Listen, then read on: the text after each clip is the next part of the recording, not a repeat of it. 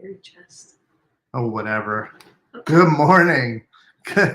Abuse. Abuse. You slapped me. Well, Did she you was see it? no, she was touching me. She was touching my chest.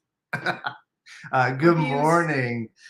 Today we are going to talk about the we just shouldn't be doing on social media. And maybe you are, maybe you aren't doing this. I hope not. We were having a call with our team yesterday, and we were talking about how like we should reach out to people and connect to people on social media more and engage with people. And one of the things that came up actually was our social media girl was saying, lady was saying, you know, we have to connect more people and see if people are commenting on some of your live videos you guys are doing and stuff. And I said, you know, I think it's becoming a negative thing now to comment.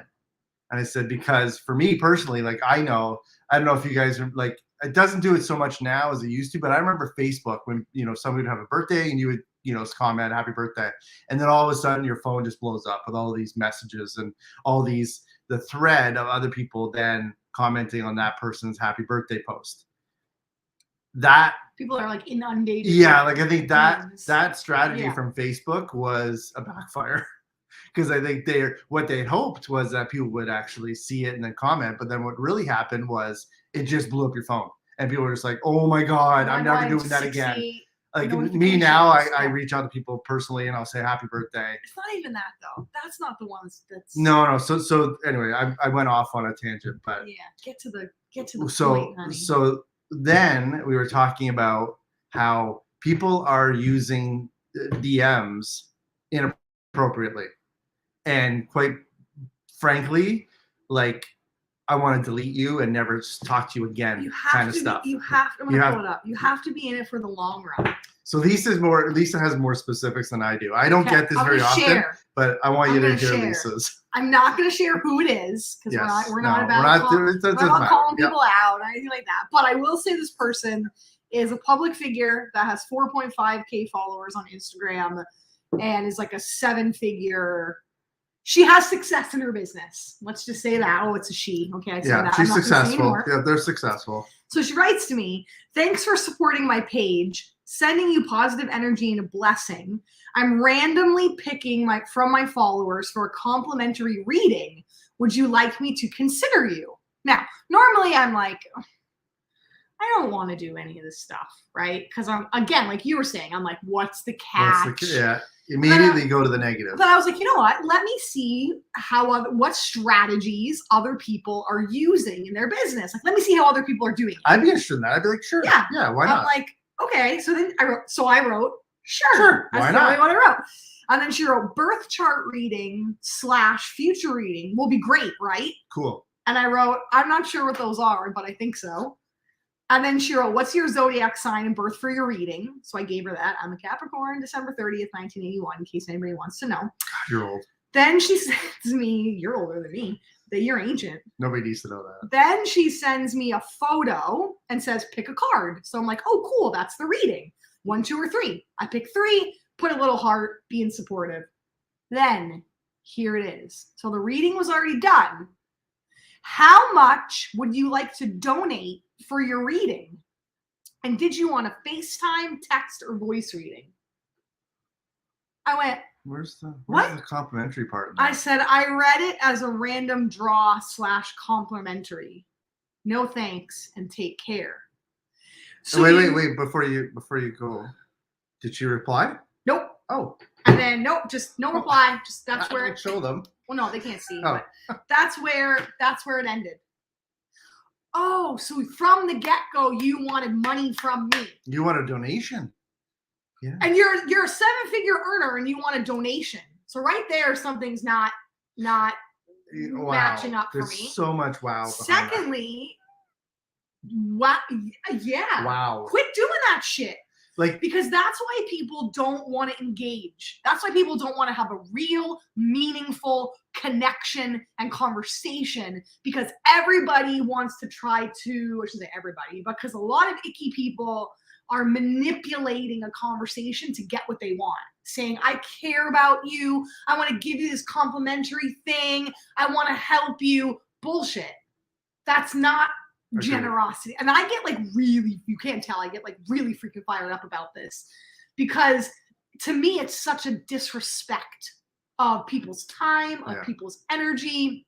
It's a disrespect to our industry and the trust. people like you and I who are delivering great service and actually giving a shit about people. We have to constantly combat. It's like when you date like 5 jerks and then you finally find the good guy and you treat the good guy like a piece of shit because you're still wounded from those 5 jerks that you dated. It's like, don't take it out on the good guy. And that's what happens to us is we always have to like make up for all this crappy stuff that's happening in our industry. Yeah.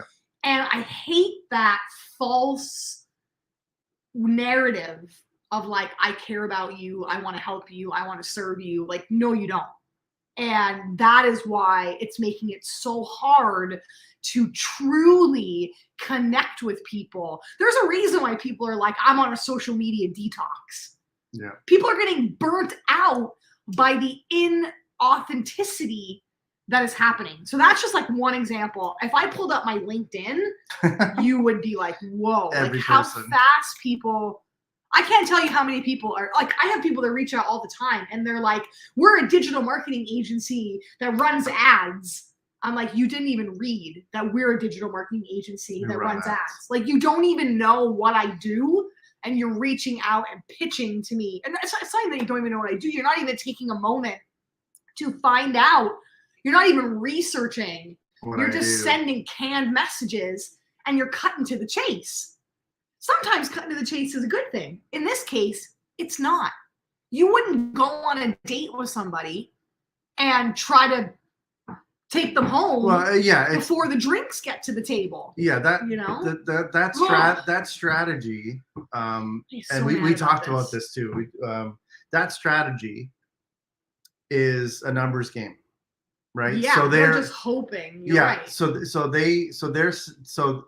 lot of the bigger marketing gurus talk about this and kind of almost recommend it, where if you have 50,000 people in your email list or on your Instagram, well, then you're only hoping that less than 1% actually engage and do something with that. So from their perspective, they think that that's a positive return, right? No.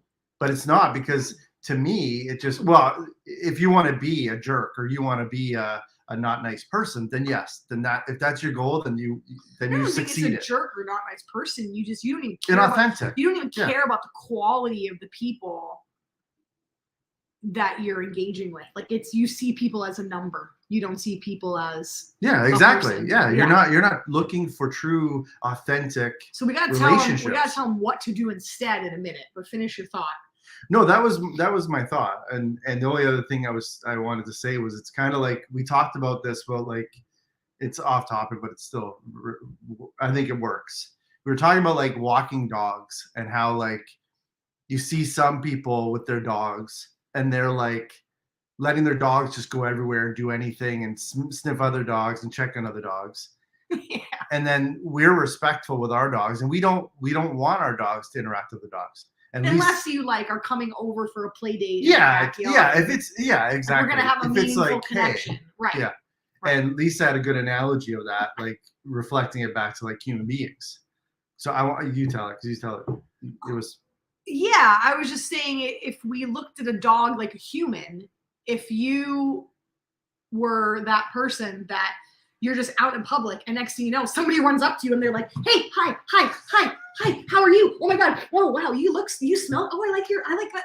You got all up in someone's, hi, how are you? Do you want to have a conversation? Do you want to meet? Do you want to go for coffee? What's your name? What do you do? And then dogs like sniff each other. So that would be the equivalent of me being like, oh, wow, look. Oh, you just slapped me at the beginning of this thing because I was touching you, right? Like, we would be like, get the F away from me. I don't even know who you are. And when a dog does that, we go, oh, they're a bad dog. They're reactive. No, some dog rushed up to them. They don't know who they are, what they do. It's the same as, it's too fast. It's too fast, too soon. And that's what's happening on social media, is the connections are too fast, too soon. Nobody is out there hopefully you're not doing this. I shouldn't say nobody. We're going to change this where you have actual real conversations with people. You've got to be in it for the long game. Anything, marriage, dating, whatever it is. You're at a conference. You're in a public setting. You are in it. You are building the foundation. Like, think about a marriage when you don't talk about how you want to parent and what your money mindsets are and what's important to you. And if you even want to have children, and, if you don't set that foundation before you get married, you might run into some problems.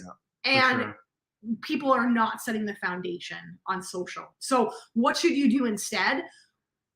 I base it more on quality than quantity. I'm so sick of the vanity metrics. Like you said, that 50,000 people, and if you get 50 of those, like, I don't go after the 50,000 people. I try to make one connection a day with one person. I approach it one by one by one by one. I take a look at that person's art, if it's on LinkedIn, the articles they post. I look at their website. I look at what they've posted on social. I look at their pictures, and I genuinely find something that I genuinely like or want to compliment or tell them. I love this article you wrote. I love your hairstyle. Your kids are so adorable. Now, a lot of people use that, again, in an icky way. It's not genuine. I don't say it unless I genuinely mean it. So I give them a genuine compliment, or I genuinely ask them a question. Like, I'll say, you really crushed it here. Can I ask you, like, how did you do that? Or who did you talk to? Or how did you know that? A lot of times I ask people's origin story. There was some gin company in Australia that does like small batch gin. And I was like, that is so cool. Like, how did this whole thing start? And they're like organic and sustainable. And I was like, sustainability is important to me too. And so I find something that I genuinely want to talk to them about. It's not a completely random first message. I genuinely want to have a conversation with you, about whatever it is. And we do that when we're in person. We just become these weird people when it comes to being online, I think, because we're not actually face to face. You would never walk up to somebody at a networking event that you have no idea who they are. You've never met them. You've never talked to them. You would never walk up to someone and be like, hey, my name's Lisa. I do done for you services. Would you like me to build your website, your course, your membership? What are you looking to build? Would you like to sign on the dotted line here to work with me? Let's work together. Never. What would the person say to you? You're crazy. What's wrong with you? First of all, who are you? Second of all, why are you talking to me? Third of all, you don't even know if that's what I want, need, wish, desire. Fourth of all, I don't even know if I like you. And fifth of all, actually, I don't think I do, because you're being really pushy with me. Yet we do it all the time on social media. Or we look for every opportunity. I swear to God, if someone asks me, and I make sure we don't do this, what are your challenges right now? Quit effing asking that question, because everybody knows it's the, I can help you're having that problem. I have the solution for you. Oh, I need to stop today. I can't stand it. She could just keep going all day. I can't. It's, so the biggest what thing, do you do instead? Yes. Well, yeah, and the biggest thing for me from what you said and the proof behind that statement. So you said, find something about that person that you genuinely want to ask them about and or compliment them about. I don't even think I've ever received a message like that on LinkedIn. That's always my first message. So to me, that's the proof that is something we are not doing. And I don't know who the heck these people are following for marketing advice or connection advice, but you got to stop following them or listening to them, because that crap is horrible. And if it works, I feel sorry for the people who are they're not building a business out of integrity and generosity and the things that, because I say this too, like my experience on LinkedIn, really quick. So my experience on LinkedIn is I get people who say, hey, we're a New York City agency, and we white label for companies, and we do, let's say, website design, or we do graphic design. I'd love to connect with you and get on a call and see if we can help each other out. We could give you work, and I'll give you guys work. Yeah. And this person, so the person's name will be, let's say, Sam Smith, and the white dude, clean cut, clean shaven. Oh, I know you're looks like from New York City, amazing. And I'll be like, you know what? Why not? Sure, let's hop on a quick call, get to know each other for 15 minutes. Why not? It's a connection. Yeah. Set up the call, and then here we are. And right away, I can clearly tell that's not Sam Smith. He or she says two words, and I know instantly English is not their native language. And the first thing I say is, I thought you were from New York City. I think this happens on the dating apps these days too. Yeah, probably. Thank God we never had to use a dating app. But it's like what you see is not what you get. And it's happening constantly. And it's really sad. So aren't you so glad we never had to use a dating app? Oh my God. God. That's a whole other. Okay, that's a whole. We're not going to go down that route, but I never had to swipe left or right. So whatever that even means. Anyway. So first message, compliment. Compliment or a genuine conversation that you want to start with someone, like you were a real human out in the world, like talking to another real human. Yeah. Like you're in the elevator, the grocery. Actually, Oliver's friend said that to me the other day. It was the nicest thing. Was that yesterday? Oliver's friend at school goes, Oliver, is that your mom? And Oliver goes, yeah. And she goes, wow, you're really beautiful. Awesome. And I was like, oh my God. Awesome. I was like, that's so cute. And I said, thank you, honey. I said, you're really beautiful too.